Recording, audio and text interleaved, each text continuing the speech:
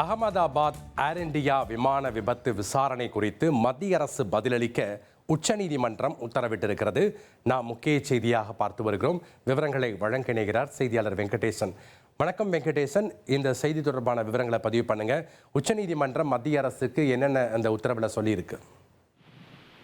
வணக்கம். அகமதாபாத்தில் கடந்த ஜூன் 12ஆம் தேதி ஏற்பட்ட ஏர் இந்தியா விமான விபத்தில் 260 பேர் பலியான விவகாரத்தில் மேற்கொள்ளப்படும் விசாரணையை உச்சநீதிமன்ற ஓய்வு பெற்ற நீதிபதி தலைமையிலான நிபுணர் குழுவை கொண்டு கண்காணிக்க வேண்டும் என்றும், இந்த விவகாரத்தில் தாக்கல் செய்யப்பட்ட ஆரம்ப கட்ட விசாரணையை நிராகரித்து விசாரணை தொடர்பான அனைத்து ஆவணங்களையும் ஆதாரங்களையும் நீதிசார் விசாரணை குழுவிடம் சமர்ப்பிக்க உத்தரவிட வேண்டும் என்றும், இந்த விமான விபத்தில் பலியான விமானியின் தந்தை புஷ்கர் சபர்வால் தாக்கல் செய்த மனுவை உச்சநீதிமன்ற நீதிபதி சூரியகாந்த் தலைமையிலான அமர்வு விசாரித்தது.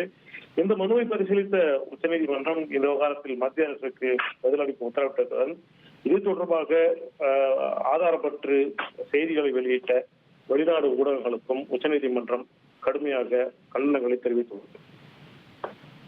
நன்றி வெங்கடேசன், உங்களுடைய தகவல்களுக்கு.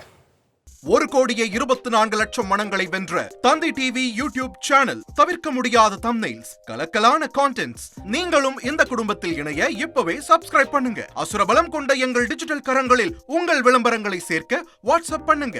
8939888378. Email advttanditv@dttv.in.